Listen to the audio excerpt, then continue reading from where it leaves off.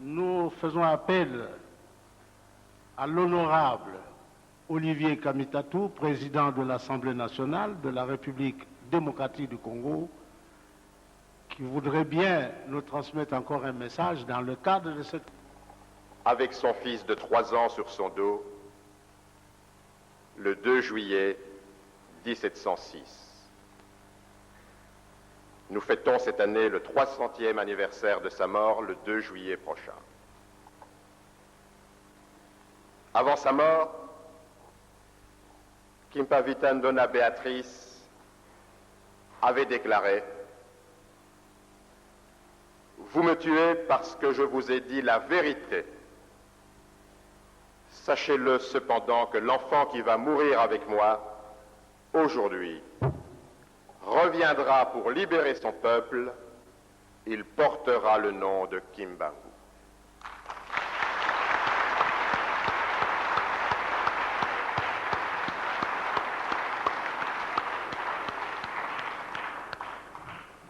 Simon Kimbangu est un libérateur des peuples.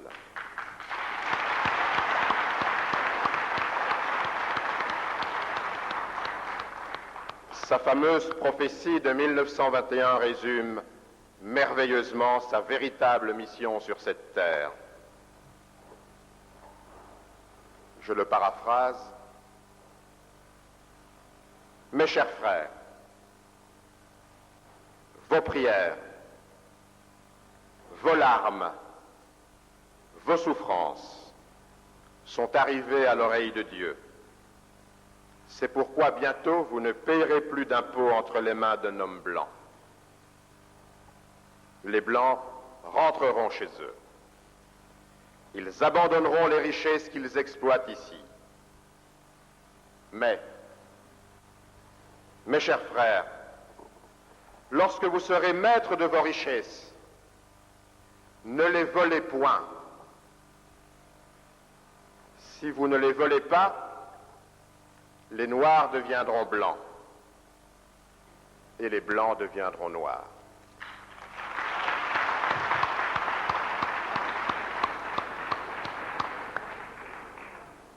« 40 ans après les indépendances en Afrique, se succèdent irrésistiblement. Les colonisateurs, eux, sont rentrés chez eux. Les gouvernements africains souverains se sont installés, mais les Noirs ne sont pas devenus blancs. Distingués invités, la condition sine qua non nous manque. Nous ne pouvons pas devenir blancs, c'est-à-dire nous développer, si nous ne suivons pas le libérateur Kimbangu.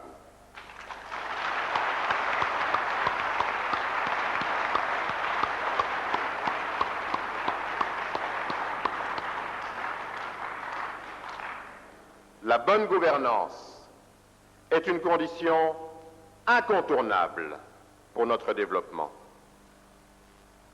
En d'autres termes, nous devons devenir kibanguistes pour développer l'Afrique et en particulier la République démocratique du Congo.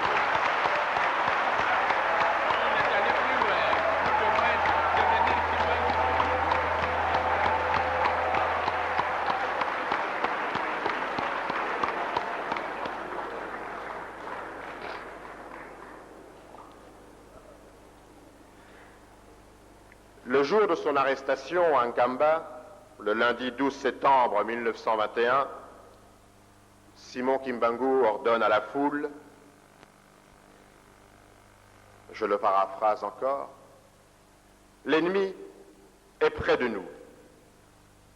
Que ceux qui sont faibles quittent les lieux, mais ceux qui sont forts, car ils sont élus, qu'ils soient à mes côtés pour porter ensemble la croix de la libération. » Les forts sont restés à côté de lui. Les relégués sont restés aux côtés de leur maître. Ils l'ont suivi jusqu'au sacrifice suprême. 37 000 familles, soit 150 000 martyrs. Tel est le prix de la mission divine.